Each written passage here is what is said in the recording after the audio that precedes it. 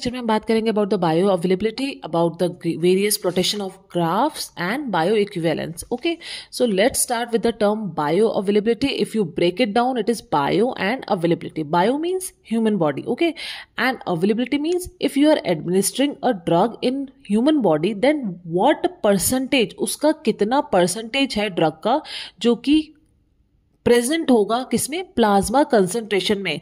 अब the statement which I have given, इससे क्या पता लगता है कि अगर आपने कोई ड्रग एडमिनिस्टर करी ह्यूमन बॉडी में तो उसका कितना परसेंटेज प्लाज्मा में पहुंच रहा है. मतलब इससे क्या पता लग रहा है, हो सकता है या तो 100% ही पहुंच रहा है, ठीक है, 100% अगर हम मैक्सिमम मान के चल रहे हैं तो हो सकता है 100% पहुंच रहा है, और अगर 100% नहीं पहुंच रहा तो हो सकता है 60 पहुंच रहा है, हो सकता है 70% पहुंच रहा है, ठीक है.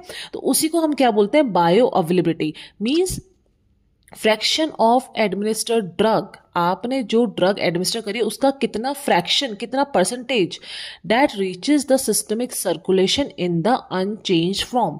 अब जो भी एडमिनिस्टर्ड ड्रग है उसका कितना परसेंटेज है जो कि सिस्टमिक सर्कुलेशन मतलब प्लाज्मा में पहुंच रहा है in the unchanged form. Okay, so start करते हैं. तो अगर सपोज आपने कोई ड्रग एडमिनिस्टर करी है ओरली, अब डोजेज फॉर्म क्या है, ओरल, ठीक है. तो अब जब आप ओरल एडमिनिस्टर करोगे किसी ड्रग को, तो हमने जैसे पढ़ा था पहले, क्या होगा, सबसे पहले एब्जॉर्प्शन होगा. एब्जॉर्प्शन कहाँ पे होगा, स्टमक में होगा, ठीक है. तो यहां पर क्या होगा, जो भी टेबलेट है ओरली आपने इंजेस्ट करी उसका क्या होगा, डिसइंटीग्रेशन होगा, डिसोल्यूशन होगा, ठीक है. तो वो एब्जॉर्ब हो गई, इंटेस्टाइन में एब्जॉर्ब होगी. और हो सकता है कि स्टमक में क्या हो, कोई ऑलरेडी कोई फूड है तो यहाँ पर फूड ड्रग इंट्रैक्शन भी हो सकता है जो भी लिक्विड्स हैं, ठीक है, जो भी एसिड है, तो हो सकता है यहाँ पे ड्रग का क्या हो, एब्जॉर्प्शन हो, ठीक है. तो क्या हो गया, आधा ड्रग को तो क्या हो गया, इस पाथवे से होकर पास होना है, ठीक है. उसके बाद क्या होगा, drug will absorb into portal circulation and reaches the liver. अब आपको पता है एब्जॉर्प्शन होने के बाद क्या होगा, डिस्ट्रीब्यूशन. उसके बाद ड्रग को कहाँ पहुंचना होता है, मेटाबॉलिज्म. मेटाबॉलिज्म के लिए मोस्ट कॉमन ऑर्गन क्या है, लिवर, ठीक है.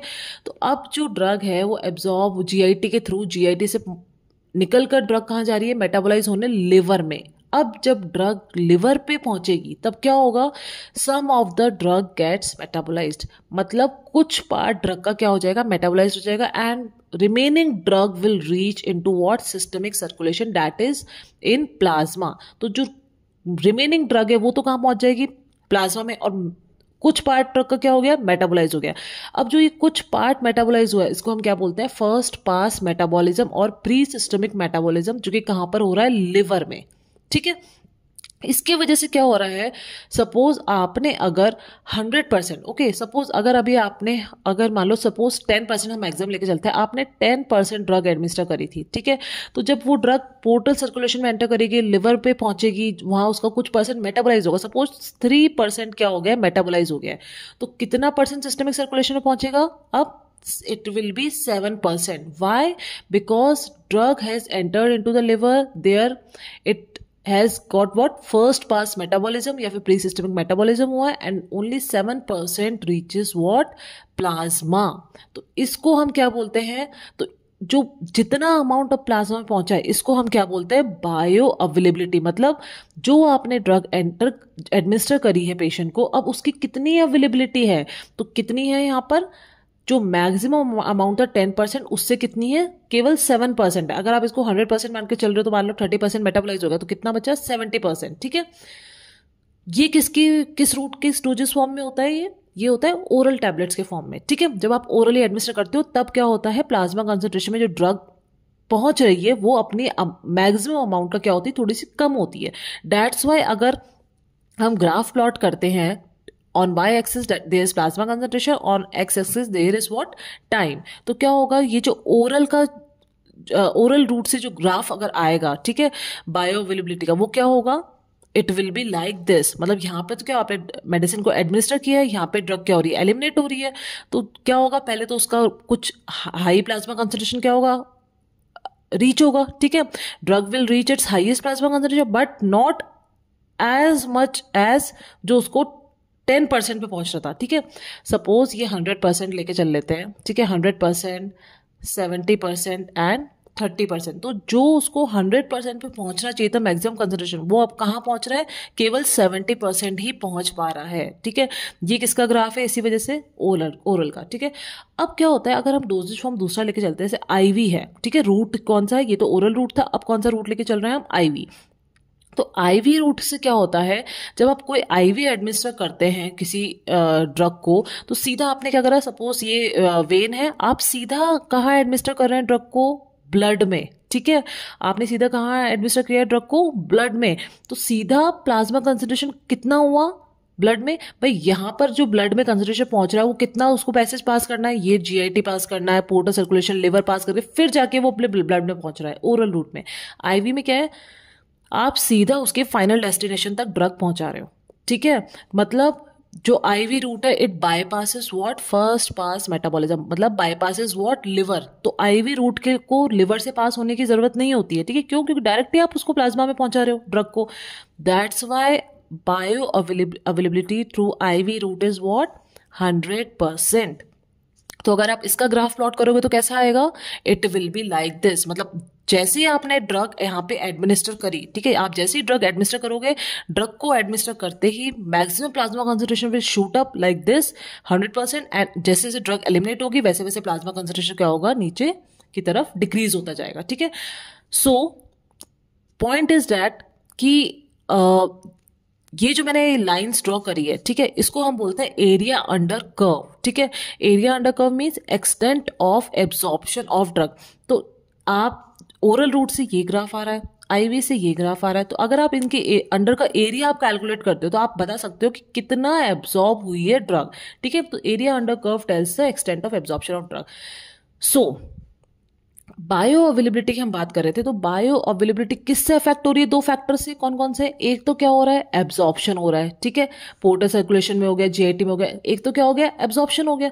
दूसरा क्या हो रहा है, फर्स्ट पास मेटाबॉलिज्म हो रहा है। तो absorption and first pass metabolism are two important determinants of bioavailability. This is an very important MCQ. ठीक है, सो also in theory exam you have to write all this. ठीक है, तो absorption and first pass metabolism are two important determinants of bioavailability.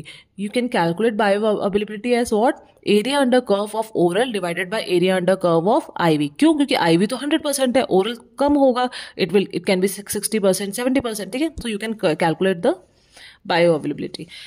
Now coming next to the graph, अगर हम एक graph plot करते हैं, सपोज एक्स एक्सिस पे time है, वाई एक्सिस पे प्लाज्मा कंसंट्रेशन है। ठीक है, तो इसमें सबसे पहले I will plot what, MEC which is was what, minimum effective concentration. ठीक है, तो और जो हाईएस्ट पीक है, हाईएस्ट लेवल पे मैं क्या प्लॉट कर सकती हूँ यहाँ पे, मैक्सिमम सेफ्टी कंसंट्रेशन। ये तो क्या है, मिनिमम है, और ये क्या है, मैक्सिमम है। ठीक है, तो मिनिमम इफेक्टिव कंसंट्रेशन का मतलब क्या हुआ कि आप कोई ऐसी जब मेडिसिन या कोई ड्रग दे रहे हो आप, तो उसका इतना तो थेरापेटिक कंसंट्रेशन होना ही चाहिए कि वो एक थेरापेटिक इफेक्ट शो कर सके।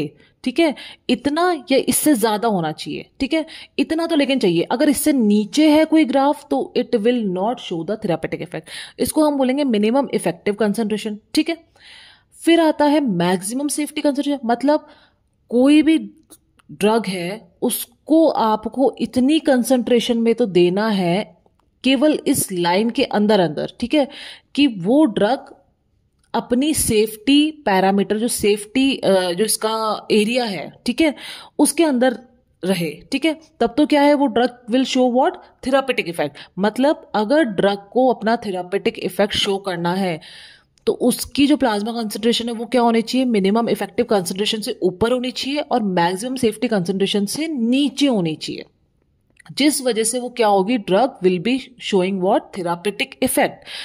अगर मिनिमम इफेक्टिव कंसंट्रेशन से कम है तो there will be no therapeutic effect. अगर मैक्सिमम सेफ्टी कंसंट्रेशन से ज्यादा है तो क्या होगा, drug will be showing adverse effect और साइड इफेक्ट। ओके, सो जो इसके बीच का एरिया है, मैक्सिमम सेफ्टी कंसंट्रेशन और मिनिमम इफेक्टिव कंसंट्रेशन के बीच का एरिया है, इस एरिया को हम बोलते हैं थेरापेटिक विंडो। मतलब थेरापेटिक इंडेक्स, मतलब कि drug dose should be under this range. Okay, इस रेंज के अंदर अंदर क्या होनी चाहिए, ड्रग की डोज होनी चाहिए और that will be showing what, effective therapeutic effect. Okay, so अगर मैं ये ग्राफ प्लॉट करूं, ठीक है, इस तरह से, तो क्या है, मिनिमम इफेक्टिव कंसंट्रेशन के नीचे है। अगर आपने कोई ड्रग दी इतनी डोज पे, प्लाज्मा कंसंट्रेशन उसका यहीं तक पहुंचा है, ठीक है, it will B not showing any effect, ठीक है। अगर आपने ऐसी इतनी डोज दी कि प्लाज्मा कंसंट्रेशन कहाँ है, इफेक्टिव कंसंट्रेशन के तो ऊपर है और सेफ्टी कंसंट्रेशन के नीचे है, तो it will be showing what, it will be beneficial to us, ठीक है। अब अगर आपने सपोज कोई ऐसी ड्रग दी है जिसका जो प्लाज्मा कंसंट्रेशन है वो शूट अप कर गया above maximum safety concentration, it will be showing what, adverse effect और साइड इफेक्ट, ओके।